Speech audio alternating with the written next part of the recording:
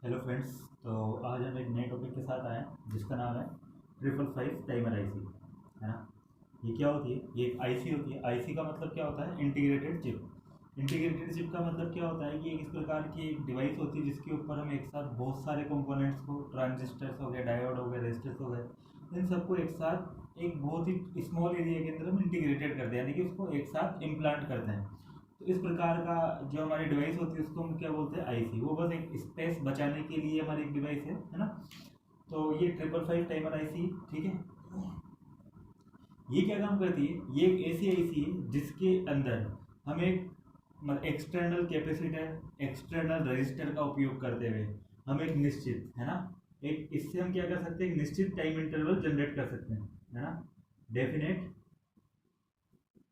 Definite time interval generate कर सकते हैं, इंटरवल जनरेट कर सकते हैं। अब ये अगर हमें जनरेट करना होगा तो हम किसका उपयोग करेंगे? इस आईसी के अलावा हमें एक्सटर्नल और कौन कौन से कंपोनेंट की आवश्यकता होगी? एक्सटर्नल रजिस्टर्स की आवश्यकता होगी और एक्सटर्नल कुछ कैपेसिटर की आवश्यकता होगी। तो 555 टाइमर आईसी का मतलब केवल इतना सा है कि यहाँ से हम इसका उपयोग करके कोई सा भी टाइमर मतलब टाइम इंटरवल हम यहाँ से जनरेट कर सकते हैं, या इसका उपयोग करके हम मल्टी वाइब्रेटर जनरेट कर सकते हैं। आपको पता है मल्टी वाइब्रेटर 3 प्रकार के होते हैं: अस्टेबल, मोनोस्टेबल और बाइस्टेबल। तो तीनों ही प्रकार के टाइम मतलब ये जो आपके मल्टी वाइब्रेटर है उनका मतलब उनको हम 555 टाइमर आईसी के द्वारा जनरेट कर सकते हैं। इन्हीं मल्टी वाइब्रेटर को हम ट्रांजिस्टर का उपयोग करके भी कर सकते हैं, लेकिन 555 टाइमर आईसी के द्वारा भी इसका उपयोग करके हम इनको जनरेट कर सकते हैं ना। इनको मल्टी वाइब्रेटर्स को, इससे हम क्या बना सकते हैं? तीनों प्रकार के मल्टी वाइब्रेटर, इससे हम बना सकते हैं मल्टी वाइब्रेटर। इसके द्वारा हमको स्क्वायर वेव, है ना, स्क्वायर वेव जनरेट कर सकते हैं, ठीक है। तो ये इसकी कुछ एप्लीकेशंस है ना। तो मेन एप्लीकेशंस के अंदर क्या है कि 555 टाइमर आईसी का उपयोग करके हम क्या कर सकते हैं? एक डेफिनेट टाइम इंटरवल जनरेट कर सकते हैं। तो ये हमारा 555 टाइमर आईसी का मतलब है। अब हम एक बार इसमें देखते हैं कि इसका इंटरनल पार्ट्स में इसमें क्या क्या होता है ना। हमने बोला ना टाइम मतलब ये आपके जो टाइम मतलब आईसी होती है उसमें हम बहुत सारे छोटे छोटे कंपोनेंट्स, जो आपके कंपोनेंट्स होते हैं उनको एक साथ एक बहुत ही स्मॉल एरिया के अंदर इम्प्लांट कर देते हैं। तो इस देखो यहाँ पे ये 555 क्या है? इस आईसी का जो टाइमर आईसी है, इस टाइमर आईसी का कोड वर्ड है ना, कोड एक तरह से। तो 555 आईसी का मतलब अगर 555 आईसी किसको रिप्रेजेंट करती है? टाइमर आईसी को। ये इसका एक तरह से कोड है, या आप इसको तो इस तरह से मान सकते हैं कि इसके लिए एक मतलब एक आईसी नंबर है जो कि ये रिप्रेजेंट करता है कि इस आईसी मतलब आपके 555 जो नंबर अगर किसी भी आईसी का होता है तो वो हमेशा क्या होगी? टाइमर आईसी होगी ना। अब हम इसके अंदर देखते हैं कि इसके इंटरनल सर्किट में क्या क्या होता है। तो सबसे पहले हम यहाँ पर देखते हैं, देखिए इसके इंटरनल सर्किट में 4 पार्ट होते हैं ना। इंटरनल सर्किट में यदि हम यहाँ देखें तो 4 पार्ट होते हैं। सबसे पहले फर्स्ट पार्ट की यदि हम बात करें यहाँ पे, तो यहाँ पर होता है voltage divider circuit, voltage divider circuit. Second इसमें होता है 2 कंपेरेटर होते हैं इसमें ना, 2 कंपेरेटर। थर्ड इसमें होता है एक एसआर फ्लिप फ्लॉप, और फोर्थ इसमें होता है एक डिस्चार्ज ट्रांजिस्टर, ट्रांजिस्टर है ना, ठीक है। तो इसमें 4 कंपोनेंट होते हैं और ये 4 कंपोनेंट से मिलकर पूरा अपनी 555 टाइमर आईसी बनती है। वोल्टेज डिवाइडर सर्किट क्या है? देखो वोल्टेज डिवाइडर सर्किट के अंदर हम क्या करते हैं, ये जो आपने वीसीसी वोल्टेज अप्लाई की हुई है इसको हम सीरियली 3 इक्वल रेजिस्टर, यानी कि इस रेजिस्टर की वैल्यू भी कितनी आर, इसकी भी आर, इसकी भी आर, इन 3 सीरीज इक्वल रेजिस्टर से हम इसको यहाँ पे कनेक्ट कर देते हैं ना।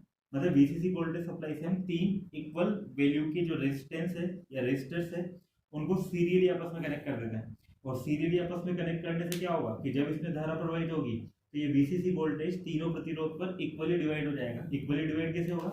इस वाले प्रतिरोध को भी कितना वोल्टेज मिलेगा? वीसीसी/3। इसको भी कितना मिलेगा? वीसीसी/3। और इसको भी कितना मिलेगा? वीसीसी/3। तो हम बोल सकते हैं कि यदि हम इस प्रतिरोध का इस मतलब यहाँ पे इस प्रतिरोध के ऊपर टोटल वोल्टेज कितना है? वीसीसी/3। तो इस वाले पॉइंट का वोल्टेज कितना होगा? होगा वीसीसी/3। अब देखिए इस प्रतिरोध का वीसीसी/3 था और इसका भी कितना था? वीसीसी/3। तो इस पॉइंट पर जब हम आएंगे तो इस ये वाला जो आपका पॉइंट होगा, इस वाले पॉइंट के ऊपर इन दोनों के वोल्टेज के बराबर वोल्टेज होगा, तो कितना हो जाएगा 2 VCC/3, 2 VCC/3। और जब हम यहाँ की हम यहाँ की बात करेंगे तो उस वाले केस में तीनों ही प्रतिरोध के वोल्टेज का टोटल सम होगा, जो भी कितना हो जाएगा 2 VCC/3 प्लस VCC/3, यानी कि VCC जो आपको दिया हुआ है ना। तो इस प्रकार से यहाँ पर ये वोल्टेज डिवाइडर सर्किट होता है, जिसके अंदर एक सप्लाई वोल्टेज से हम 3 इक्वल वैल्यू के रजिस्टर्स को आपस में सीरियली कनेक्ट करते हैं, जिससे तीनों प्रतिरोध पर जो अप्लाइड वोल्टेज होता है वो इक्वली डिवाइड हो जाता है ना। तीनों पर ओवरऑल वोल्टेज कितना होगा VCC/3, है ना। तो इस प्रकार से यहाँ पर अलग अलग पॉइंट के ऊपर आपको वोल्टेज प्राप्त हो जाएगा। जैसे इन दोनों रेजिस्टर के बीच का कोई सा ही पॉइंट अगर हम लेते हैं तो वहां पर वोल्टेज कितना रहेगा VCC/3। इन दोनों प्रतिरोध के बीच का अगर कोई सा ही पॉइंट लेते हैं तो वहां पर वोल्टेज कितना रहेगा 2 VCC/3, और ऊपर की बात करोगे तो VCC। और अगर इन तीनों ही प्रतिरोध के नीचे की बात करोगे तो ये कहाँ जोड़ रखा है हमने, ग्राउंड पिन से, है ना, ग्राउंड से कनेक्ट करेंगे इसको। तो जब भी किसी पॉइंट को हम ग्राउंड से कनेक्ट कर देते हैं तो वहां का वोल्टेज कितना रहता है 0, तो इस वाले पॉइंट का वोल्टेज कितना रहेगा 0। तो ये फर्स्ट पार्ट ही हो गया। फिर उसके बाद इसमें हम क्या करते हैं, 2 कंपेरेटर का उपयोग करते हैं ना। देखो कंपेरेटर एक आपका मतलब आपका डिजिटल सर्किट है ना। कंपेरेटर क्या है, डिजिटल सर्किट है। मैं आपको एक बार इसके बारे में बता देता हूँ थोड़ा सा। देखिए फॉर एग्जांपल हम मान लेते हैं कंपेरेटर है ना। जो आपका कंपेरेटर होता है वो हम ऑपरेशनल एम्पलीफायर के द्वारा इसका हम मतलब इसको डिजाइन कर सकते हैं, है ना। तो देखिए इसमें 2 इनपुट पिन होती है और एक आउटपुट पिन होती है, ठीक है। 2 इनपुट पिन कौन सी होती है, देखो एक तो आपकी नॉन इन्वर्टिंग पिन होती है, non inverting pin, non inverting pin, और ये वाली पिन होती है आपकी इन्वर्टिंग पिन, इन्वर्टिंग पिन, और ये आपका आउटपुट है। गया नॉन इन्वर्टिंग पिन को हम शॉर्ट में प्लस से भी रिप्रेजेंट करते हैं और इन्वर्टिंग पिन को हम नेगेटिव से भी रिप्रेजेंट करते हैं, है ना। देखिए नॉन इन्वर्टिंग पिन को हम नॉन इन्वर्टिंग पिन क्यों बोलते हैं, क्योंकि जो आउटपुट होता है और इस वाले पिन पर जो अप्लाइड वोल्टेज या फिर अप्लाइड इनपुट सिग्नल होती है, दोनों में फेज डिफरेंस 0 होता है। यानी कि इस इनपुट पिन पे जो वोल्टेज अप्लाई होगा उसका जो साइन होगा, यानी कि पॉजिटिव है नेगेटिव है, तो उसी साइन का आपको यहाँ पर आउटपुट जनरेट होगा यदि इन्वर्टिंग पिन पर कोई वोल्टेज अप्लाई ना किया जाए। और अब यदि इस वाले पिन को इन्वर्टिंग पिन इसलिए बोलते हैं क्योंकि जब हमें इनपुट अप्लाई करना है तो वह अगर हम इस वाले पिन पर अप्लाई कर दें और इस वाले पिन को ग्राउंड कर दें, तो अगर इन्वर्टिंग पिन पर जब वोल्टेज अप्लाई करते हैं तो आउटपुट कैसा जनरेट होता है, इन्वर्टिंग पिन पर अप्लाइड वोल्टेज के अपोजिट साइन का, है ना। तो इसलिए मतलब यानी कि यहाँ पर जो अगर कोई वोल्टेज अप्लाई होता है तो ये कंपेरेटर उसके साइन को इन्वर्ट कर देता है, इसलिए इसको हम नाम क्या दे रहे हैं, इन्वर्टिंग पिन। अब आप यहाँ पर देखिए यहाँ पर ये आउटपुट कितना होगा, ये आउटपुट यहाँ पर होगा यदि हम डिजिटली बात करें, लॉजिक मतलब जैसे मतलब बूलियन एक्सप्रेशन के रूप में बात करें। देखिए यहाँ पर आपके पास ये कितना होगा, इसकी वैल्यू होगी या तो 1 या फिर 0। 1 कब होती है, देखो 1 कब होगी, जब नॉन इन्वर्टिंग पिन पर अप्लाइड वोल्टेज, जैसे मैं फॉर एग्जांपल मैं मान लेता हूँ नॉन इन्वर्टिंग पिन पर मैंने कितना वोल्टेज अप्लाई कर रखा है V1, है ना, और इन्वर्टिंग पिन पे कितना अप्लाई कर रखा है V2, ठीक है। यहाँ पे V1 और यहाँ पे V2। तो यदि नॉन इन्वर्टिंग पिन पर अप्लाइड वोल्टेज की वैल्यू इन्वर्टिंग पिन पर अप्लाइड वोल्टेज से ज्यादा होती है, इसका मतलब V1 ग्रेटर देन V2 होता है, तो ये कंपेरेटर क्या जनरेट करेगा, आउटकम के रूप में 1 लॉजिक 1 को जनरेट करेगा। इसी प्रकार से यदि उल्टा हो जाता है, उल्टा कैसे, यदि मतलब ये क्या काम कर रहा है, ये डिवाइस को नाम ही हम क्या दे रहे हैं, कंपेरेटर। तो ये क्या काम कर रहा है, दोनों अप्लाइड सिग्नल को कंपेयर कर रहा है कि कौन किससे बड़ा है या कौन किससे छोटा है ना। तो यहाँ पर देखिए इसी प्रकार से यदि नॉन इन्वर्टिंग पिन पर अप्लाइड वोल्टेज इन्वर्टिंग पिन पर अप्लाइड वोल्टेज से छोटा हो जाता है, यानी कि V1 लेस देन V2 होता है, यानी कि पॉजिटिव पिन पर जो अप्लाइड वोल्टेज वो छोटा है और नेगेटिव पिन पर अप्लाइड वोल्टेज ज्यादा है, तो उस वाले केस में आउटपुट आपका कितना जनरेट हो जाता है 0। तो ये इसकी प्रॉपर्टी होती है कंपेरेटर की। तो ऐसे ही हमने 2 कंपेरेटर यहाँ पर काम में लिए, कंपेरेटर फर्स्ट और कंपेरेटर सेकंड। इसकी दोनों आप यहाँ पर देख रहे होंगे प्लस माइनस है ना। तो ऊपर वाले प्लस यानी कि inverting pin, sorry non inverting pin को रिप्रेजेंट कर रही है, और नीचे वाली माइनस वाली जो पिन है वो इन्वर्टिंग पिन को, इसी प्रकार से नॉन इन्वर्टिंग और ये इन्वर्टिंग पिन को।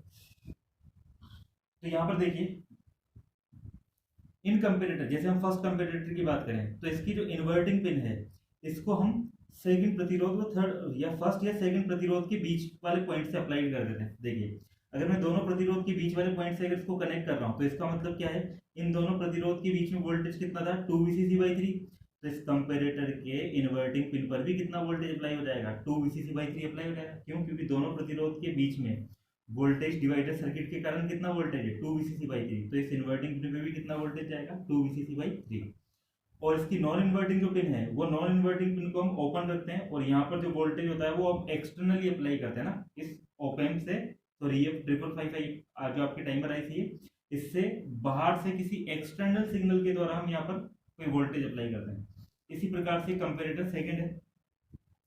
कंपेरेटर सेकंड को यदि हम देखा जाए तो इसकी जो इन्वर्टिंग पिन है, सॉरी नॉन इन्वर्टिंग पिन है, उसको मैंने थर्ड प्रतिरोध व फोर्थ प्रतिरोध यानी कि थर्ड रेजिस्टर व फोर्थ तो सेकंड रेजिस्टर व थर्ड रेजिस्टर के बीच वाले पॉइंट से अप्लाई किया रखा है ना।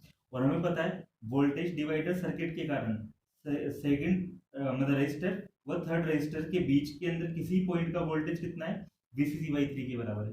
तो इसका मतलब सेकंड कंपेरेटर के इन्वर्टिंग पिन पर, सॉरी नॉन इन्वर्टिंग पिन पर कितना वोल्टेज अप्लाई हो रहा है VCC/3। और इसकी जो नॉन इन्वर्टिंग पिन है उस पर भी हम वोल्टेज कहाँ से देते हैं, एक्सटर्नल सिग्नल के द्वारा अप्लाई करेंगे, जैसे हमने यहाँ पे पिन नंबर 6 पे अप्लाई कर रहे थे ना, इस वाली मतलब यहाँ पे पिन पे अप्लाई कर रहे थे। फिर दोनों कंपेरेटर का जो आउटकम जनरेट हुआ, जैसे फर्स्ट कंपेरेटर का जो आउटकम है वो मैं कहाँ पे लगा दूंगा, SR फ्लिप फ्लॉप के S इनपुट के ऊपर। इसी प्रकार से सेकंड कंपेरेटर का जो आउटकम है वो मैं कहाँ लगा दूंगा, SR फ्लिप फ्लॉप के R इनपुट पर, है ना।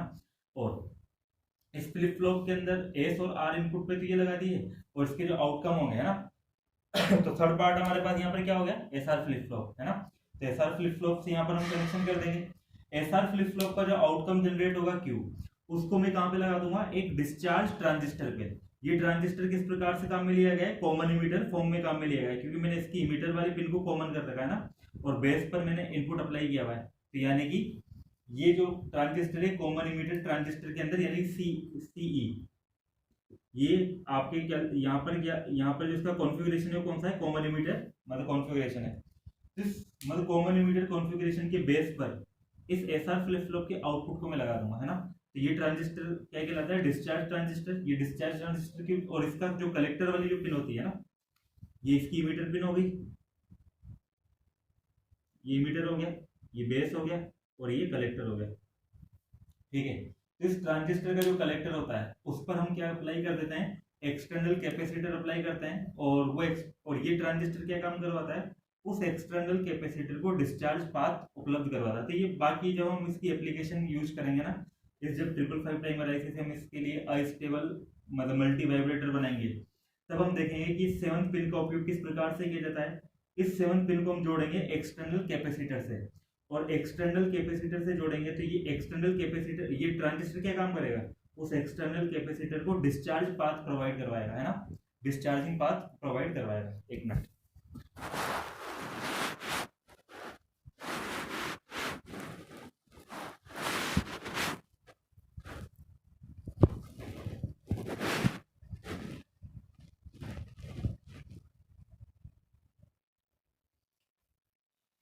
ठीक है। तो ये उसको क्या प्रोवाइड करवाएगा, डिस्चार्जिंग पाथ। अब आप यहाँ पर देखिए, तो यहाँ तक तो हमारे पास हो गया है ना। अब इसी प्रकार से जो इस SR फ्लिप फ्लॉप का जो आपका कॉम्प्लीमेंटिंग जो आउटपुट होता है ना, कॉम्प्लीमेंटिंग आउटपुट या इन्वर्टेड आउटपुट जो होता है, उसको हम इस 555 टाइमर IC का ओवरऑल आउटपुट बनाते हैं ना। तो ये SR फ्लिप फ्लॉप का जो इन्वर्टेड आउटपुट है या कॉम्प्लीमेंट्री आउटपुट है, उसको ही हम 555 टाइमर IC का ओवरऑल आउटपुट रिप्रेजेंट करते हैं ना। अब इसी प्रकार से SR फ्लिप फ्लॉप के अंदर एक रीसेट पिन होती है। रीसेट पिन का काम क्या होता है कि जैसे रीसेट पिन एक्टिव होती है तो ये SR फ्लिप फ्लॉप वर्क करना बंद कर देता है, वापस से अपनी चाहे इनपुट कुछ भी हो, चाहे क्लॉक आ रही है नहीं आ रही है, तो उस वाले केस के अंदर क्या होता है कि ये वापस से इस SR फ्लिप फ्लॉप को रीसेट कर देता है ना। तो ये रीसेट पिन है, ठीक है। तो ये ओवरऑल इसके कंपोनेंट्स हो गए। वोल्टेज डिवाइडर, वोल्टेज डिवाइडर क्या काम कर रहा है, VCC वोल्टेज को तीन इक्वल पार्ट में डिवाइड कर रहा है, VCC/3 VCC/3 VCC/3, है ना। फर्स्ट 2 के बीच के अंदर वोल्टेज कितना रह जाएगा, 2 VCC/3, सेकंड 2 के बीच में VCC/3, है ना। अब यहाँ से फिर हमने इस वोल्टेज डिवाइडर से फिर हमने इनपुट कहाँ पर अप्लाई किया, दोनों कंपेरेटर पे, है ना। मतलब जैसे फॉर एग्जांपल फर्स्ट कंपेरेटर की जो इन्वर्टिंग पिन है उस पर तो मैंने 2 VCC/3 वोल्टेज अप्लाई कर दिया वोल्टेज डिवाइडर के द्वारा, और सेकंड कंपेरेटर की जो इन्वर्ट मतलब नॉन इन्वर्टिंग पिन है उस पर VCC/3 वोल्टेज अप्लाई कर दिया। दोनों कंपेरेटर के जो आउटपुट थे उनको मतलब जो आपके मतलब रेस्पेक्टिवली मैंने कहाँ पे लगा दिए, SR फ्लिप फ्लॉप के S इनपुट और R इनपुट पे, ठीक है। और इसके अकॉर्डिंग SR फ्लिप फ्लॉप जो आपका आउटकम जनरेट करेगा, तो 555 टाइमर IC का ओवरऑल आउटकम क्या होगा, SR फ्लिप फ्लॉप का कॉम्प्लीमेंट्री आउटपुट होगा, है ना। इसी प्रकार से SR फ्लिप फ्लॉप का जो आउटपुट है उसको मैंने कहाँ पे लगा दिया, डिस्चार्ज ट्रांजिस्टर QD पर, है ना। ये डिस्चार्ज ट्रांजिस्टर इसको अच्छा इसको डिस्चार्ज ट्रांजिस्टर नाम क्यों दिया है, क्योंकि ये क्या काम करता है, इसके कलेक्टर यानी कि पिन नंबर 7 पे जो मैं क्या लगाऊंगा, एक्सटर्नल कैपेसिटर लगाऊंगा, ये ये ट्रांजिस्टर उस एक्सटर्नल कैपेसिटर को डिस्चार्ज पाथ प्रोवाइड करवाता है, इसलिए इसको नाम क्या दिया अपन ने, डिस्चार्ज ट्रांजिस्टर QD। तो ये इसकी इंटरनल मतलब सर्किटरी है किसकी, 555 टाइमर IC की। अब हम एक बार आ जाते हैं इसके पिन डायग्राम पे। 555 टाइमर IC एक 8 पिन IC है ना, इसमें कितने नंबर ऑफ पिन होती है, 8 पिन IC होती है ना, 8 पिन इसके अंदर काम में लेते हैं। हर एक पिन का अपना अपना एक मतलब वर्किंग है, उनका एक ऑब्जेक्टिव है ना। तो जैसे हम फर्स्ट पिन की बात करें, देखो 555 टाइमर IC के अंदर जो फर्स्ट पिन होती है वो किसके लिए होती है, ग्राउंड पिन होती है। ग्राउंड पिन होने का मतलब जो हम यहाँ पे रेफरेंस वोल्टेज देते हैं, यानी कि जो मतलब जैसे हम बैटरी का उपयोग कर रहे हैं तो बैटरी में एक तो होता है आपका मतलब जैसे एक तो होता है हाई वोल्टेज वाली पिन और एक लो वोल्टेज वाली पिन, यानी कि एक प्लस पिन और एक नेगेटिव टर्मिनल। तो नेगेटिव टर्मिनल वहाँ हमारे मतलब रेफरेंस वोल्टेज का काम करता है, तो वो नेगेटिव वोल्टेज जो होगा या फिर ग्राउंड जो होगा उसको मैं कहाँ पे लगाऊंगा, पिन नंबर 1 पे। यानी कि रेफरेंस वोल्टेज यदि हमें अप्लाई करना है तो सिंपल सी बात है, उसको पिन नंबर 1 पर अप्लाई करेंगे। इसी प्रकार से पिन नंबर 2, तो यहाँ पर देखिए इस ग्राउंड पॉइंट को मैंने क्या नाम दिया था, पिन नंबर 1, है ना। सेकंड पिन है आपकी ट्रिगर पिन। ये ट्रिगर पिन क्या होती है, सेकंड नंबर जो पिन है वो सेकंड कंपेरेटर की नॉन इन्वर्टिंग वाली पिन होती है, यानी कि नॉन इनपुट मतलब इन्वर्टिंग इनपुट होता है ये, है ना। सेकंड पिन किससे जुड़ी हुई होती है, सेकंड कंपेरेटर की इन्वर्टिंग इनपुट से। तो ये सेकंड पिन क्या करती है, सेकंड कंपेरेटर की इन्वर्टिंग पिन को इनपुट वोल्टेज अप्लाई करती है। हमने कहा था ना कि इस वाले पिन को जो वोल्टेज मतलब मिलेगा वो एक्सटर्नल मतलब सिग्नल के द्वारा मिलेगा। तो जो भी एक्सटर्नल सिग्नल मुझे यहाँ पे लगानी है तो मैं कहाँ पे दूंगा, इस पिन नंबर 2 पे, क्योंकि पिन नंबर 2 कहाँ जुड़ी हुई है, ये ट्रिगर पिन नंबर 2 कहाँ पर जुड़ी हुई है, कंपेरेटर सेकंड कंपेरेटर के इन्वर्टिंग इनपुट पिन से। इसी प्रकार से पिन नंबर 3 ही किसको रिप्रेजेंट करती है, SR फ्लिप फ्लॉप के कॉम्प्लीमेंट्री आउटपुट को, है ना। और यही हमारा ओवरऑल SR फ्लिप फ्लॉप का आउटपुट भी है, इसीलिए सॉरी 555 टाइमर IC का आउटपुट भी है, इसीलिए हमने इस पिन नंबर 3 को क्या नाम दिया है, आउटपुट पिन। फिर आता है पिन नंबर 4। पिन नंबर 4 एक रिसेट पिन है, ठीक है। ये रिसेट पिन क्या काम करती है, जैसे ही रिसेट पिन अगर आपकी एक्टिव हो जाती है तो रिसेट पिन के एक्टिव होते ही 555 टाइमर IC जो भी वर्किंग कर रहा होगा उसको रोक देगा, और रोक कर ये एक अपनी इनिशियल जो कंडीशन थी उसके अंदर रिसेट हो जाएगा। जैसे अपन मतलब जैसे फोन की सेटिंग वगैरह को रिसेट करते हैं ना, तो रिसेट करते ही वो वापस से इसकी इनिशियल जो स्टेट थी उसमें आ जाता है। तो ठीक वैसे ही अगर मैं इसको यहाँ पे रिसेट मतलब पिन नंबर 4 एक्टिव हो जाती है, यानी कि ये वाली पिन नंबर 4 एक्टिव हो जाती है, तो उससे फ्लिप फ्लॉप रिसेट हो जाता है। और फ्लिप फ्लॉप के रिसेट होने का वो मतलब इनिशियल कंडीशन में आ जाएगा आपका 555 टाइमर IC, ठीक है। उसके बाद आती है कंट्रोल वोल्टेज पिन। तो कंट्रोल वोल्टेज पिन कुछ भी नहीं होती है, कंपेरेटर फर्स्ट की जो इन्वर्टिंग पिन होती है वो वैसे तो क्या होती है, वोल्टेज डिवाइडर से के 2 VCC/3 वोल्टेज वाले पॉइंट से जुड़ी हुई होती है ना। कंपेरेटर की जो इन्वर्टिंग पिन होती है वो वोल्टेज डिवाइडर के 2 VCC/3 वोल्टेज पॉइंट से जुड़ी हुई होती है, लेकिन इस पर एक्सटर्नल वोल्टेज अप्लाई करने के लिए भी हमारे पास एक होती है। यदि हमें 2 VCC/3 वोल्टेज ना चाहकर कोई और वोल्टेज चाहिए होता है तो उसके लिए फिर यहाँ पर हम एक्सटर्नल वोल्टेज अप्लाई कर सकते हैं ना। तो पिन नंबर 5 हमारी क्या कहलाती है, कंट्रोल वोल्टेज पिन, है ना। क्योंकि यहाँ पर अगर मुझे 2 यानी कि इस वाले पिन पर यदि मुझे 2 VCC/3 के अलावा कोई और वोल्टेज चाहिए तो उसके लिए मैं फिर पिन नंबर 5 पर एक एक्सटर्नल वोल्टेज अप्लाई कर देता हूँ, तो जिससे वो पिन नंबर यहाँ पे फर्स्ट कंपेरेटर की इन्वर्टिंग पिन पर अप्लाई हो जाता है। तो इसका वैसे उपयोग ज़्यादा किया नहीं जाता है ना। अब आप आ जाते हैं अपन पिन नंबर 6 पर। पिन नंबर 6 क्या कहलाती है, हमारी थ्रेशोल्ड पिन, है ना। थ्रेशोल्ड पिन का मतलब क्या है, यदि यहाँ हमने देखा था कि फर्स्ट कंपेरेटर की जो नॉन इन्वर्टिंग इनपुट पिन है इसको हम एक्सटर्नल सिग्नल के द्वारा इनपुट देते हैं, इनपुट वोल्टेज या इनपुट सिग्नल देते हैं ना। तो वो इनपुट सिग्नल हम कहाँ पे लगाएंगे, पिन नंबर 6 पर, क्योंकि पिन नंबर 6 किससे जुड़ी हुई है, पिन नंबर 6 जुड़ी हुई है हमारे फर्स्ट कंपेरेटर के नॉन इन्वर्टिंग इनपुट से। तो जैसे मैं जो भी सिग्नल में थ्रेशोल्ड पिन नंबर या 6 पे लगाऊंगा या थ्रेशोल्ड पिन पे लगाऊंगा तो वो कहाँ पे चली जाएगी, फर्स्ट कंपेरेटर के प्लस इनपुट लाइन पर, या फिर हम बोल सकते हैं नॉन इन्वर्टिंग इनपुट पर।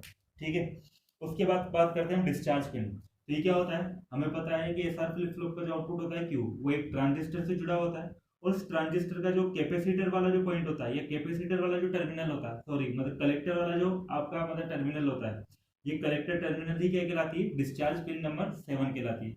इसके बाद सप्लाई वोल्टेज, भाई अगर ये सिग्नल है तो इसको हमें सप्लाई वोल्टेज भी देनी होगी, तो सप्लाई वोल्टेज हम कहाँ पर अप्लाई करते हैं, पिन नंबर 8 पर। तो ये पिन नंबर 8 यानी कि जो सप्लाई पॉइंट है, यही हमारी पिन नंबर 8 है। देखो 555 टाइमर आईसी जो है, इसके लिए जो सप्लाई वोल्टेज होता है वो लगभग 4 वोल्ट से